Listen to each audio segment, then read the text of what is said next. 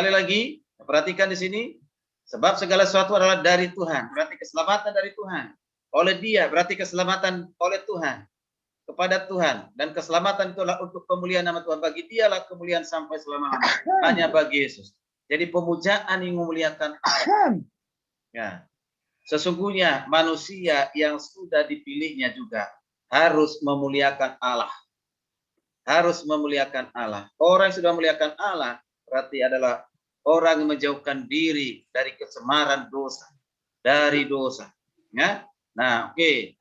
Lalu kita perhatikan lagi selanjutnya yang keempat, 1 Petrus 2 ayat yang ke-9. 1 Petrus 2, bagaimana orang yang sudah dipilih oleh Tuhan. Ya. 1 Petrus 2, silakan bagi yang sudah ketemu 1 Petrus 2, baca ayatnya yang ke-9. Ya, ini ayat yang terkenal yang sudah sering mungkin kita dengar atau kita khotbahkan. Yuk. 1 Petrus 2. Coba gantian. 1 Petrus 2 ayat yang 9.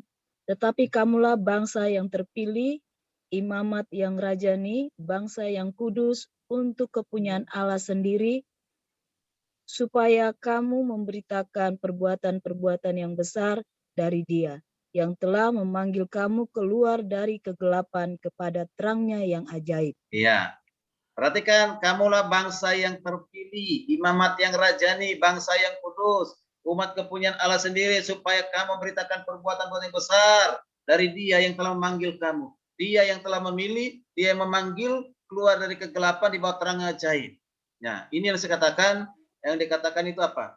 Ya, kita dikeluarkan dari kegelapan, dipindahkan, dibawa kepada terang yang ajaib oleh Tuhan. Pekerjaan siapa? Pekerjaan Tuhan. Yang dahulu kita bukan umat Allah, tapi sekarang kita menjadi umat Allah. Yang dahulu tidak dikasihani, tapi sekarang telah beroleh belas kasihan. Semuanya inisiatif dari Tuhan untuk memilih. Inisiatif dari Tuhan untuk memilih. Jadi tidak ada pun satu di situ, perhatikan, usaha pekerjaan dari manusia. Dari setiap ayat yang kita baca tadi.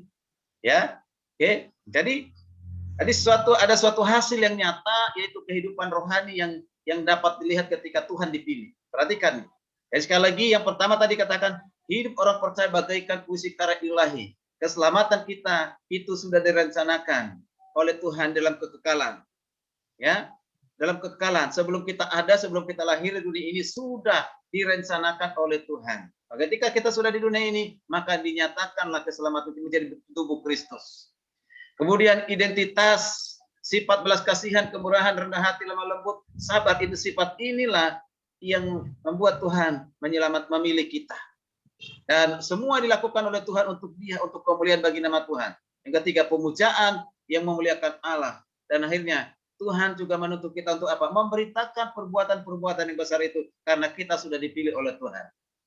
Jadi orang sudah dipilih Tuhan, kita nggak tahu nih siapa yang sudah dipilih di dunia ini. Kita nggak tahu siapa. Tapi kita akan tahu siapa yang dipilih ketika kita beritakan Injil, dia percaya menerima sebagai Tuhan Juru Selamat, menjadi sungguh-sungguh dalam Tuhan, sampai matinya dia sungguh-sungguh dalam Tuhan. Berarti dia sudah dipilih oleh Tuhan. Karena itulah pentingnya kita beritakan Injil. Ya, ada orang bilang begini, Pak, kalau Tuhan sudah memilih siapa yang akan diselamatkan dalam kekekalan, buat apa kita beritakan Injil? Kok juga dia diselamatkan? Tidak demikian. Tuhan tetap perintahkan, pergilah, jadikanlah semua bangsa muridku. Ya, beritakanlah Injil. Ya, baptislah mereka dalam nama Bapa, Anak dan Roh Kudus ketika mereka sudah dengar Injil dan bertobat. Ya, nah itu Tuhan perintahkan, tetap harus pergi beritakan Injil. Hanya Tuhan yang tahu siapa yang sudah dipilihnya. Tapi bagi kita harus beritakan, karena tugas kita, tanggung jawab kita untuk itu. Ya, oke, baik. Sekarang ada satu pertanyaan. Ya, pertanyaannya begini, ya. Allah tidak adil terhadap mereka yang tidak dipilih.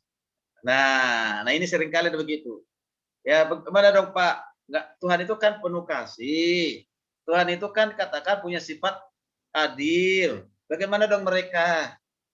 Ya, belum mendengarkan Injil. Mereka ada di suku-suku sana, tidak ada beritakan Injil. Masa mereka masuk neraka? Ya kan, masuk mereka binasa. Ya kan? Berarti Tuhan pilih kasih dong. Nah, Tuhan tak memilih mereka. Jawabannya apa? Nah ini, coba jawabannya kira-kira apa? Kalau jawaban yang disebut di sini apa? Coba ya. Kenyataan yang tidak dapat dibantah ilahi ialah tidak dibantah ialah bahwa sekalipun manusia sudah berbuat dosa dan kurang kemuliaan daripada Allah, ya, daripada Allah, dan semuanya di bawah hukuman Allah. Kalau ada yang diselamatkan itu semata-mata, perhatikan ya, karena anugerah Allah. Kalau ada yang diselamatkan semata-mata karena anugerah Allah. Mereka yang tidak terlambat bukan tidak dipilih, tetapi mereka menerima hukuman setimpal dengan dosa-dosa mereka. Kalaupun Allah menyelamatkan sebagian itu, sudahlah merupakan anugerah yang besar.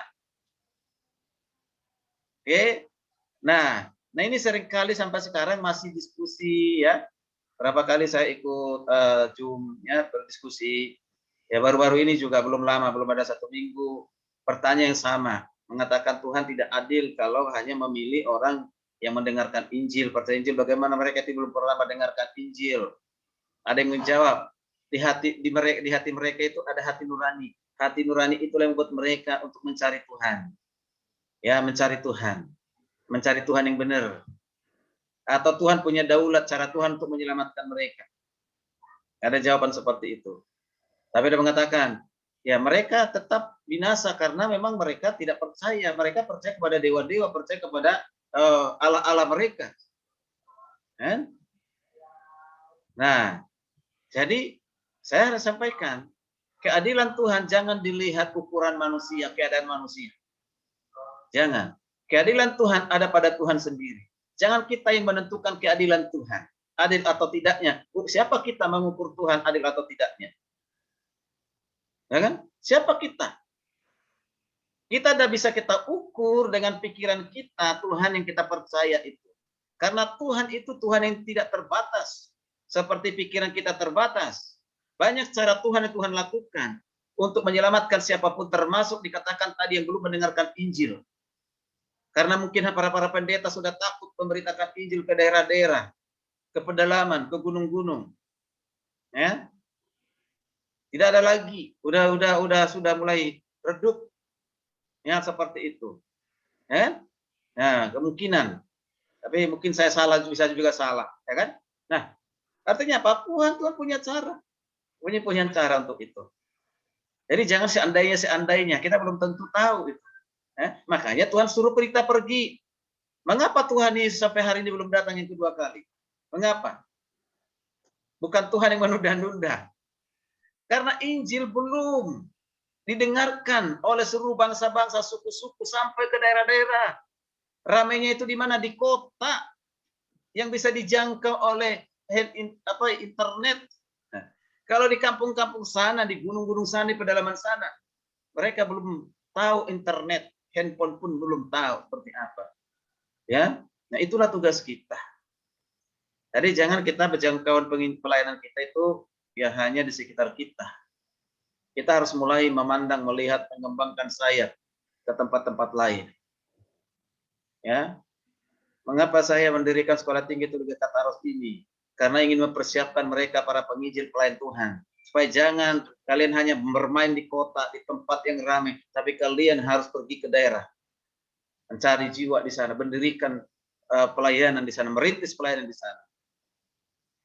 Itu harapannya, ya, gitu. Oke, nah ini maksud saya di sini. Ketika Tuhan sudah memilih kita, itu hak prerogatifnya Tuhan, kedaulatannya Tuhan yang menetapkan kita untuk diselamatkan selamanya, dipilih oleh Tuhan. Maka ketika Tuhan memilih, Tuhan mau supaya kita memberitakan Injil itu, memberitakan firman Tuhan, memberitakan Injil kebenaran, yaitu keselamatan dalam Yesus Kristus. Baik, Bapak Ibu kasih Tuhan. Lalu kita lanjutkan. Masih dalam pertanyaan tadi. Allah memilih kasih atau memandang rupa orang dalam pilihannya sehingga tak memilih sebagian orang. Ini pertanyaan. Yang pertanyaan. Allah memilih kasih atau memandang rupa orang dalam pilihannya sehingga tidak memilih sebagian orang. Ya, sebagian orang. Apakah benar demikian pertanyaan seperti itu? Maka jawabannya ya tidak mungkin demikian. Tidak mungkin demikian. Mengapa? Karena tidak ada satupun yang baik dari segi manusia untuk dipilih oleh Allah. Perhatikan, tidak ada satupun di dunia ini yang baik yang memenuhi syarat untuk dipilih oleh Allah. Tidak ada. Setelah manusia jatuh dalam dosa. Tidak satupun yang dapat diandalkan. Dari segi lainnya, tidaklah dilupakan bahwa Allah juga bebas merdeka dalam kehendaknya. Kalau dia sudah memilih, dia bebas. Kita tidak bisa atur Tuhan. Nggak bisa kita atur Tuhan. Sekalipun kita berdoa, mohon-mohon, tidak bisa kita atur. Kalau Tuhan katakan, tidak, tidak. Kalau Tuhan katakan, iya, iya. Keputusan terakhir ada di tangannya. Ya. Ini juga adalah karakternya Tuhan. Itu karakternya Tuhan untuk memilih orang. Itu sudah menjadi karakternya Tuhan. Yang enggak kita bisa diganggu-gugat ataupun kita demo kepada Tuhan. Tuhan tidak adil. Ya kan? Ya. Jadi kalau demonstrasi kepada Tuhan siapa kita kan gitu, kira-kira begitu kan? Ya, bahkan ada orang tertentu, saya mau demonstrasi kepada Tuhan karena Tuhan itu tidak adil. Orang baik seperti ini, dermawan menolong, masa binasa. Siapa kita? Ya kan gitu. Ya, misalnya kita hanya mentaati apa kata Tuhan. Beritakan Injil. Kita beritakan Injil. Orang itu dengar. Orang itu dengar. Dengar dan dia dengar, dia paham. Tapi tetap menolak. Tetap menolak. Tetap menolak, bahkan mungkin mengusir kita, marahin kita. Marahin kita. Yang ditolak bukan kita. Yang ditolak adalah berita Injil. Ya, berita Injil. Tidak usah kita marah. Tidak usah kita kecewa. Bahkan kita langsung katakan, dasar sudah ditentukan untuk binasa. Belum tentu juga. Ya kan? Mungkin belum waktunya. Belum waktunya. Atau memang dia nggak dipilih.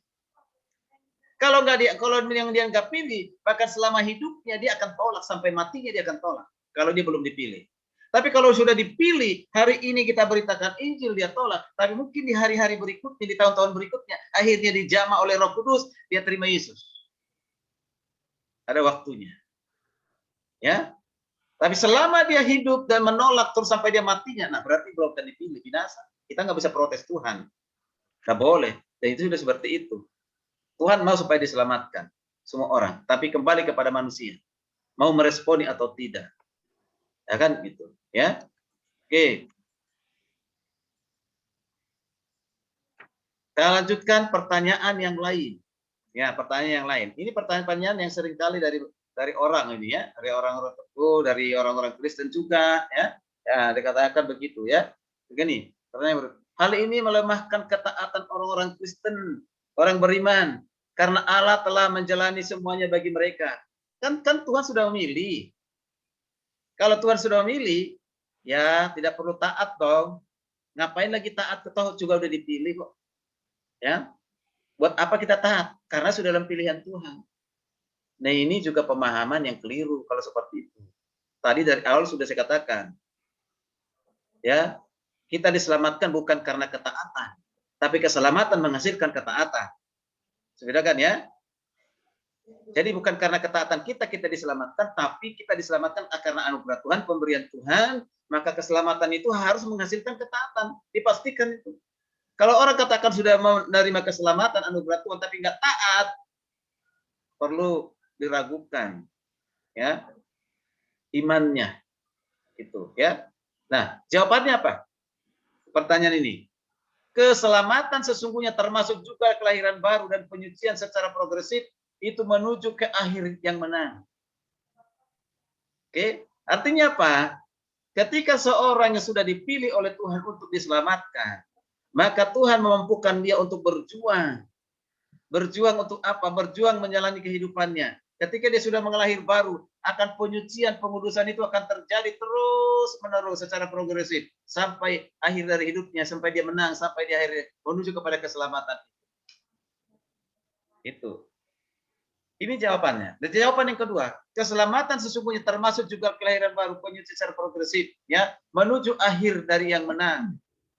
Ya, yang menang. Nah, ini penting kita perhatikan ya. Jadi kemenangan itu akan kita peroleh sampai akhir dari hidup kita. Mengapa? Karena Tuhan memampukan kita untuk melihara. Tidak satupun manusia di dunia ini bisa hidup suci, kudus, tanpa pertolongan Tuhan, tanpa kuasa Tuhan, tanpa Roh Kudus. Tidak satu pun. Karena kedagingan dengan keinginan daging dengan keinginan roh itu sangat bertolak belakang. Kalau kita perhatikan apa yang dikatakan oleh Rasul Paulus di Galatia, ya dikata Galatia pasal yang kelima, kata Galatia itu, ya, itu dikatakan apa? Roh Allah dengan kedagingan itu tarik menarik. Keinginan Roh Kudus dan keinginan kedagingan.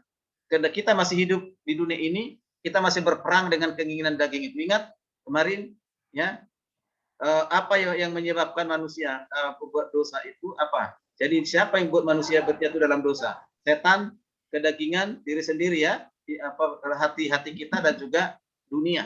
Ya, dunia. Itu tarik menarik. Bagaimana kita sudah kuat supaya roh ini kuat, mengalahkan keinginan daging. Karena kita sudah punya Roh Kudus dan kita pun mampu untuk memperjuangkan hidup kita supaya hidup kudus karena pertolongan Tuhan. Ya, pertolongan Tuhan. Kalau dengan keinginan dunia tidak akan pernah bisa. Ya, oke, baik. Kemudian hal yang lain. Perhatikan.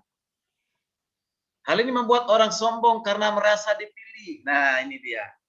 Pak, orang kan kalau punya pemahaman tentang bahwa dia sudah dipilih sebelum dunia dijadikan, sudah diselamatkan, sudah direncanakan keselamatan, dia sudah dipilih untuk diselamatkan. Ya, bukan saja membuat manusia nanti tidak taat, tapi juga menjadi sombong rohani. Sombong rohani. Justru orang yang sudah dipilih oleh Tuhan untuk diselamatkan karena kasih karunia, karena anugerah Tuhan yang mengaruniakan kepada iman dan keselamatan itu, seharusnya dia rendah hati, dia sadar itu bukan usahanya, bukan pekerjaannya, dia sadar semua aku diselamatkan karena anugerah Tuhan. Jadi apa yang mau disembuhkan? Tadi katakan jangan memegahkan diri. Jangan memegahkan diri. Jadi akibat dari kesadaran bahwa keselamatan adalah hanya karena anugerah Tuhan dan perbuatan Allah, iya adanya motivasi yang hidup dan rendah hati, pasti rendah hati. Kalau dia sombong, itu bukan orang yang dipilih Tuhan. Orang yang dipilih Tuhan pasti rendah hati. Ya, rendah hati. Orang sesungguhnya akan menjadi tinggi hati apabila merasa bahwa usaha dan kebaikannya yang menyebabkan dia selamat. Aku kan sudah berbuat baik, aku kan sudah beramal, aku kan sudah dermawan. Ya, aku kan sudah kasih perpuluhan dengan rajin. Aku kan sudah guru sekolah minggu. Aku kan sudah lakukan berkorban apapun, bahkan jalan kaki dari gunung ke kota, dari kota ke gunung untuk memberitakan Injil. Masa Tuhan nggak adil? Selamat dong saya seharusnya. Ya, Tuhan harus perhitungkan dong pengorbanan saya, apa yang sudah saya buat. Ya kan? Ini menjadi sombong. Itu kesombongan. Maka saya katakan, seberapa besar pun pengorbanan kita dalam pelayanan, dalam kehidupan ini, tidak akan pernah sebanding dengan pemberian Tuhan. Tidak pernah sebanding dengan keselamatan yang Tuhan berikan. Karena itu jangan pernah kita sombong, tetap rendah hati. Ya, tetap rendah hati. Jangan pernah hitung-hitungan dengan Tuhan. Mengapa hari-hari ini banyak orang mundur dari pelayanan, mundur dari menjadi pengerja, tidak tunduk lagi kepada kepemimpinnya, tidak tunduk lagi kepada gembalanya. Mengapa? Karena hitung-hitungan dengan dirinya apa yang sudah dibuat di gereja. Atau merasa lebih pintar dari gembalanya. Dia nggak mau tunduk lagi. Karena ini yang menjadi musuh utama dalam gereja itu roh ketundukan. Tidak mau tunduk. Kalau tidak tunduk kepada pimpinannya, kepada gembalanya, bagaimana dikatakan dia tunduk kepada Tuhan? Ya kan? Sekalipun kita lebih pintar, lebih cerdas dari gembala kita, tetap rendah hati. Tunduk itu rendah hati. Orang yang rendah hati itu artinya apa? Menempatkan Kristus yang utama dalam kehidupannya. Ketika dia menempatkan Kristus yang utama dalam kehidupannya, maka sifat-sifat Kristus dalam kehidupannya jadi hamba, jadi manusia. Ya kan? Jadi dulos, budaknya Tuhan. Ya kan gitu. Makanya gembala-gembala mungkin ada di antara pengerja kita yang seperti itu. Ya kan? Bahkan mungkin mengutukin kita, sumpah-sumpahin kita, fitnah kita. Kenapa? Karena mungkin apa yang diharapkan dari kita, dari gereja tidak tercapai, tidak terwujud. Jadi lalu dihitung-hitung dengan apa yang dia buat. Ya kan? Itu. Nah, jadi itu. Jadi orang yang sudah dipilih Tuhan, sekali saya katakan orang sudah dipilih Tuhan pasti rendah. Ya, tidak akan pernah sombong. Ya. Nah, oke, selanjutnya. Dikatakan lagi, hal ini kalau Tuhan sudah pilih kita, sudah selamatkan kita, berarti hal ini melemahkan desakan keperluan untuk bertobat bagi semua orang. Penginjilan sedunia akan terbatas lingkup kejangkauannya. Nah ini, dikatakan, kalau sudah Tuhan pilih kita sebelum dunia dijadikan, sebelum kita lahir di dunia ini justru melemahkan orang untuk bertobat. Aku ini kan mungkin tidak dipilih, nggak mau bertobat, ya kan? Orang kan sudah dipilih, itu kan Tuhan sudah tentukan siapa yang dipilih. Nah, barangkali saya ini adalah bagian yang tidak dipilih. Ini orang nggak bertobat, melemahkan. Apakah benar demikian? Seperti itu. Atau penginjilan itu tidak perlu lagi, karena Tuhan sudah tetapkan siapa yang dipilih. Oke, jawabannya adalah karena tidak seorang pun tahu siapa yang telah ditetapkan dalam kekekalan masa lampau, yaitu di antara semua orang berdosa yang tidak layak diterima Allah, dan usaha untuk mengetahui cara diselamatkan itu bagaimana.